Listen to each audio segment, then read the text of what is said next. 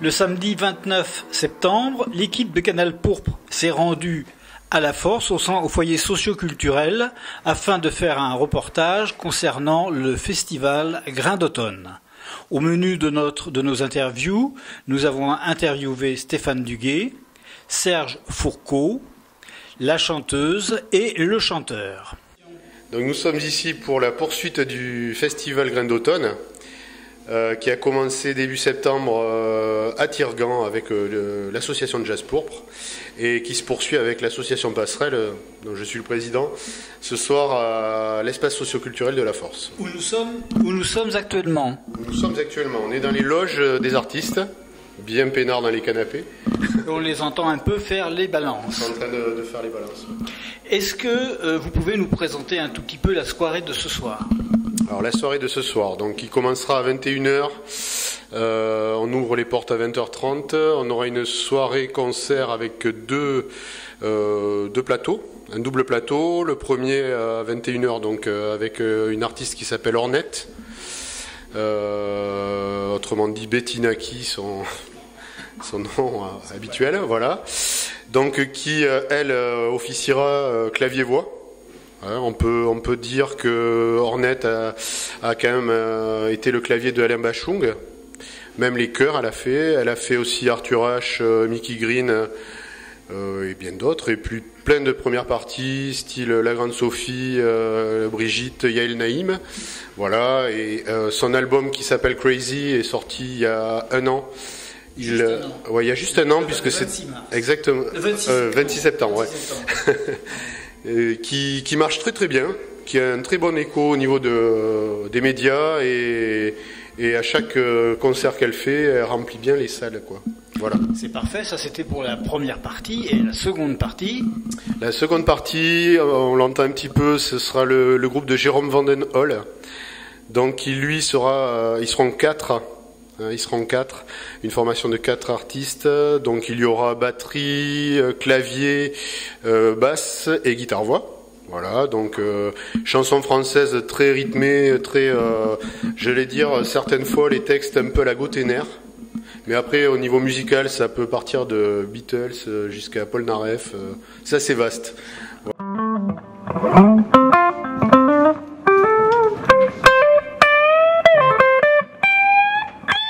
Plaisir de recevoir Monsieur Serge Fourcault. Bonjour, mais tout le plaisir est pour nous de vous accueillir ici à la Force pour ce concert Ornette et Vandenhol organisé par l'association Passerelle. Voilà. La semaine dernière, non, il y a 15 jours, nous étions au château de Tirgan pour un concert de jazz. Nous avons rassemblé 420 personnes. C'est vous dire que ce festival commence à avoir une certaine renommée et surtout les programmations qu'on y trouve sont des programmations de qualité et c'est l'objectif qu'on se fixe. Depuis combien de temps est-ce que vous êtes à l'origine de cette association, de la création de l'association Grain d'automne? Alors, Grain d'automne n'est pas une association. Grain d'automne, c'est le nom d'un festival. Mais je comprends qu'on puisse faire l'amalgame parce que effectivement il s'agit de fédérer plusieurs associations sur un projet au commun. C'est le sens même de cette démarche qui a été engagée par le Conseil général. D'abord sur le territoire des Printemps des Bastides avec le festival des Bastides. Et ensuite, à ma demande, effectivement, sur l'Ouest bergeracois, à travers ce festival à thématique viticole, il s'agit d'associer la thématique de la viticulture, du vin, des savoir-faire liés à ces métiers, avec la culture sous toutes ses formes, et j'allais le dire, sous toutes ses formes et les plus éclectiques possibles. Même. Voilà. Et ça a démarré en 2006. En fait, donc aujourd'hui, c'est la 7e édition cette année, en 2012, de ce festival Grain d'automne sur l'Ouest bergeracois, qui couvre en fait plusieurs cantons. Je vais essayer de ne pas en oublier. Alors, ce sont les cantons on va commencer par celui-ci, La Force, Villefranche-de-Longchat, Véline, Sigoulès, Ville-en-Blard aussi et Bergerac. C'est une grosse couverture.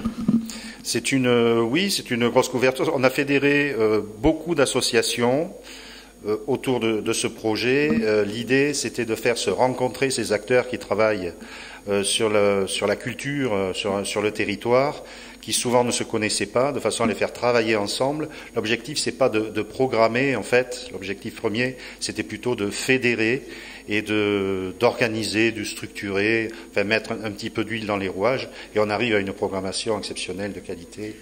Alors, l'interlocuteur un peu privilégié, à mon sens, c'est Stéphane Duguay et l'association Passerelle, qui font un travail absolument remarquable, et on se souvient du très très beau concert de l'année dernière, entre autres. Oui, Claire de Namur. Mais alors, l'association Passerelle, c'est une toute jeune association qui a rejoint le festival, en fait, l'année dernière, avec, ils avaient programmé Claire de Namur. Alors, cette association, en fait, elle a une particularité sur le territoire, c'est qu'elle repère de jeunes talents. Elle les repère suffisamment tôt, et alors je ne sais pas si c'est un signe, mais ces jeunes talents qu'ils ont repérés il y a quelques mois, aujourd'hui ont déjà une stature nationale, voire internationale. Donc si bien que je pense que l'association Passerelle peut devenir une véritable pépinière de personnes de talent. Voilà. Je voudrais souligner également une autre chose, parce que aujourd'hui, qui dit organisation d'événements culturels, mais également festifs, parce que pour moi les deux peuvent tout à fait aller ensemble. L'association Passerelle a initié depuis cette année, et au niveau du festival Graines d'automne, on commence à le travailler déjà depuis l'année dernière, ils veulent donner à leur manifestation une notation éco-citoyenne. Alors on va parler un peu gros sous, parce qu'il n'y a pas de manifestation sans argent. En l'occurrence, là, il y a des artistes qui viennent, on suppose qu'ils sont rémunérés par l'association, et raisonnablement. Oui, bien sûr, chaque artiste doit pouvoir vivre de son art, donc il n'est pas question de les faire venir gratuitement, donc cela a un coût.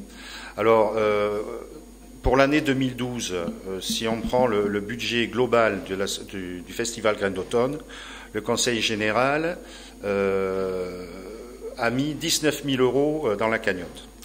Alors, 19 000 €, il y a une partie qui sont utilisées en communication, puisque la communication est menée par le Conseil général, sous forme d'affiches grand format sur les abribus, des flyers. On a édité aussi plusieurs dizaines de milliers de sets de table qui sont distribués dans la plupart des restaurants et des lieux de festivité sur le territoire à partir du mois d'août. Et une grande partie est également donnée aux associations, versée aux associations, pour les aider à financer les cachets justement des artistes, d'une part, mais également tout ce qui est technique, éclairage, son, voilà, tous les frais annexes à l'organisation d'une manifestation. Et pour vous donner un exemple, ce soir, l'association Passerelle a un budget à peu près de 6 000 € pour l'organisation de ces concerts ce soir, et le Conseil général a participé à hauteur d'un peu plus de 3 500 €.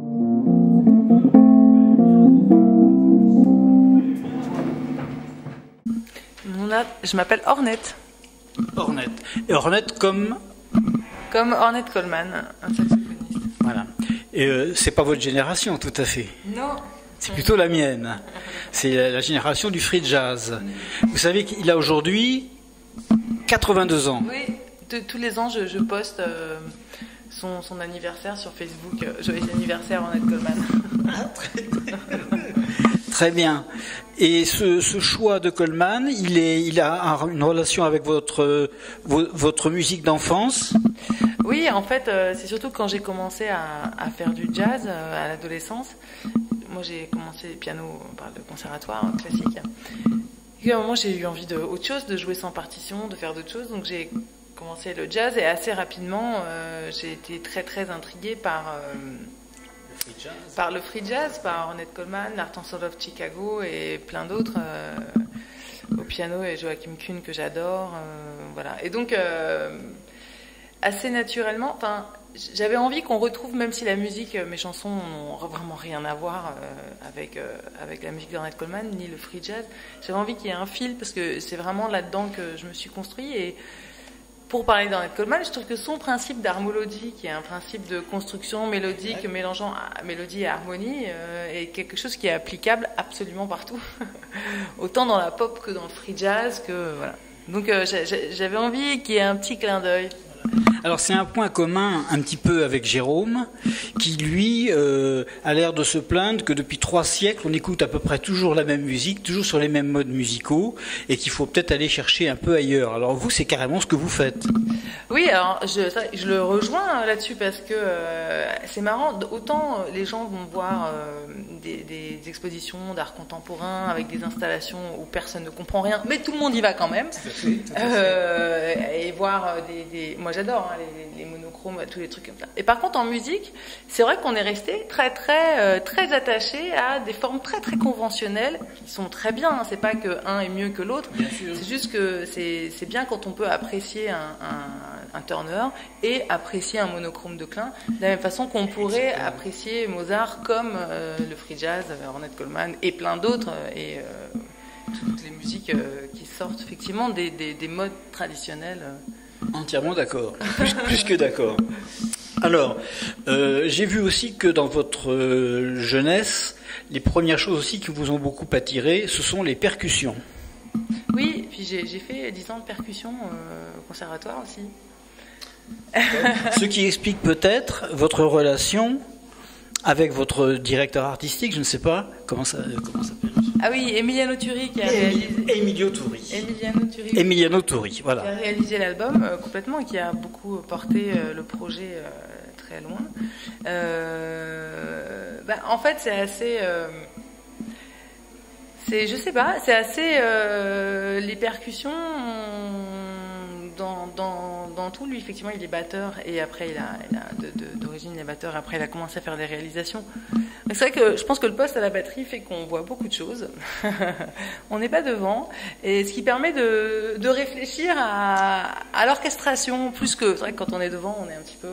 Puis d'être sans arrêt à l'écoute aussi. Oui, le travail du batteur, c'est quand même être extrêmement présent, en avant du temps, un petit peu, et en même temps complètement vigilant à ce qui se passe, quoi. Ah oui, c'est ça. Alors, un autre point commun avec Jérôme, c'est que tu aussi travailles en accompagnement avec un musicien qui est batteur à la base. Oui, c'est ça.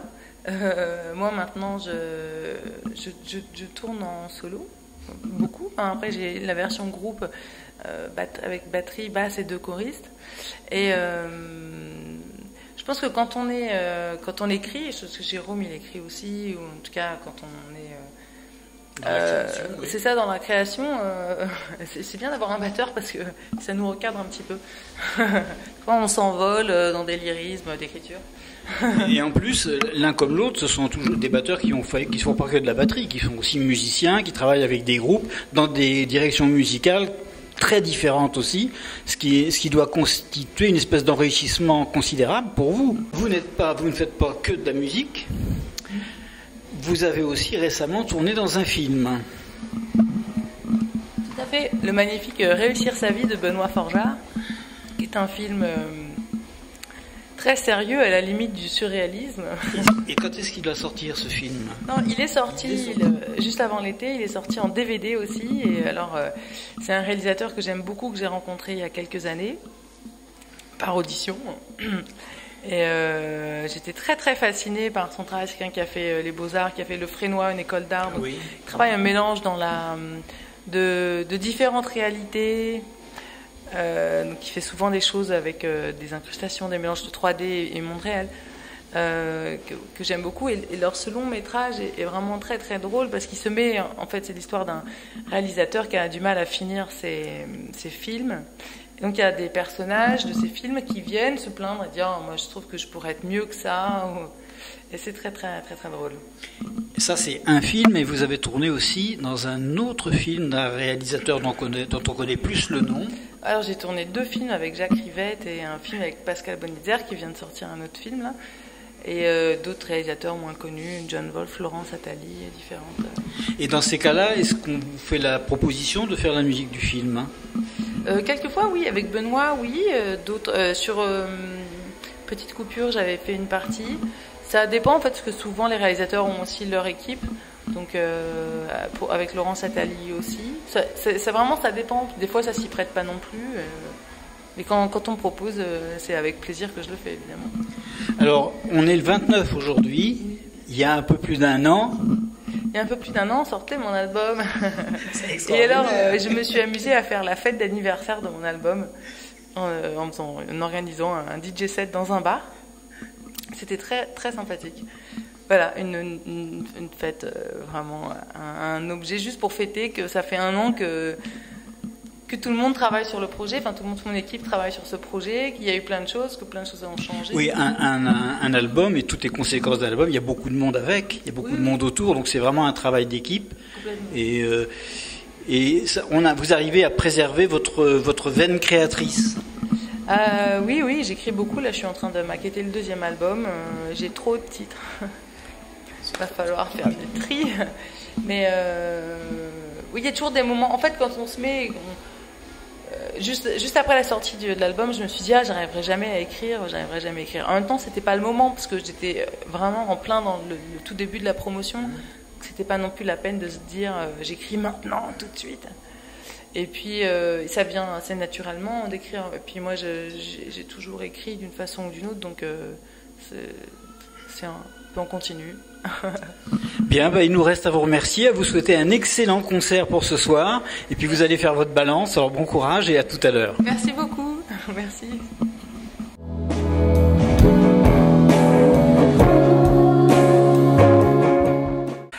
Alors nous sommes très heureux de vous accueillir ici et on va essayer de vous découvrir un tout petit peu plus. La première chanson entendue de vous, c'était chez Bernard Lenoir et ça a été Debout.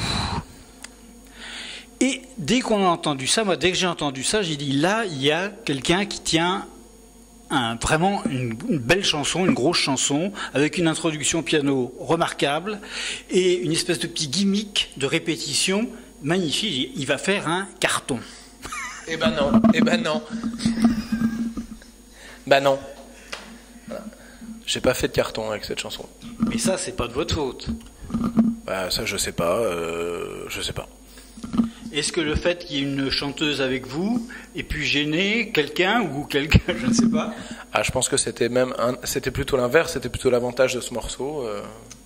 Parce que vous savez que je l'ai fait avec cette charmante chanteuse qu'on appelle Camille, et qui s'appelle Camille d'ailleurs. Mais voilà, oui, je suis content de ce morceau. Oui. Si vous en êtes content, ça me va très bien. C'est excellent. Vous avez un point commun avec notre chanteuse. Ornette. Avec Ornette. Vous avez un point commun avec Ornette, c'est que derrière votre travail, vous êtes en collaboration avec quelqu'un qui est batteur. Oui, c'est vrai. Il se trouve que c'est le compagnon de Camille, voilà, avec qui j'ai réalisé une partie de l'album, et les arrangements, les cordes, et effectivement c'est lui qui jouait la batterie aussi sur le disque. Alors il est batteur, mais il n'est pas que batteur, il est polymusicien. Tout à fait, il a d'abord une formation de percussionniste, de chanteur aussi, il était maîtrisien. Et c'est pour ça que c'était intéressant de travailler avec lui, parce que les horizons étaient larges. Alors, un petit peu aussi, comme avec la chanteuse, vous avez un background musical qui est quand même copieux. Vous n'arrivez pas, on va dire, dans le milieu, les mains tout à fait vides. Vous avez derrière vous de longs antécédents, de longs apprentissages. Alors, je n'arrive jamais dans le milieu les mains vides, il faut le savoir. Non, j'ai effectivement une formation musicale assez longue, ce qui fait pas de moi d'ailleurs forcément un meilleur musicien, mais du coup, ce qui est sûr, c'est que ça m'a ouvert à plein de styles différents. Le classique et puis tout le reste. J'ai monté des groupes de rock, j'ai écouté autant de hip-hop que de rock, que de tout. Voilà, j'aime tout en fait. Voilà. J'ai entendu ou lu que vous aimiez bien Schubert, que vous aimiez bien Schubert. Oui, tout à fait. J'aime beaucoup Schubert, j'aime beaucoup Schumann aussi. Quand je suis arrivé au conservatoire, j'aimais déjà la chanson. Alors tous ces gens qui ont écrit des leads, que ce soit Schumann, Schubert effectivement, pour ne citer que, oui, ça m'a parlé. Ce sont des grands mélodistes. Voilà, donc oui, j'ai beaucoup aimé ça. Et il y a George Martin qui disait que McCartney avait un petit peu la facilité mélodique de Schubert, pour comparer un petit peu au lead de Schubert. Oui, venant de George Martin, c'est forcément un compliment, mais c'est vrai que McCartney est plutôt quelqu'un d'assez doué pour ça. Pour la mélodie, oui. Tout à fait. Oui. Une chose intéressante aussi que j'ai lue, c'est vous critiquez un tout petit peu, vous dites, c'est pas une critique, hein, ça fait à peu près 3 siècles que les gens écoutent toujours le même genre de musique et que les choses se mettent pas comme ça d'aplomb pour renouveler un petit peu les oreilles. On est toujours dans des gammes classiques, dans des sons classiques, et il y a peut-être quelque chose d'un peu plus, peut-être quelque chose de plus contemporain. Ouh là là, j'ai dit un truc comme ça, moi. Oui. J'ai des preuves. Moi, j'ai rien du tout contre la musique tonale, hein, j'en fais, donc voilà. Mais c'est vrai que la culture des gens, c'est cette forme-là. Après, elle est très évolutive, elle a évolué pour le meilleur et pour le pire. Mais non, c'était pas une critique en soi du tout. C'est que effectivement, comme dirait l'autre, je suis plutôt du parti des constructeurs que des suiveurs ou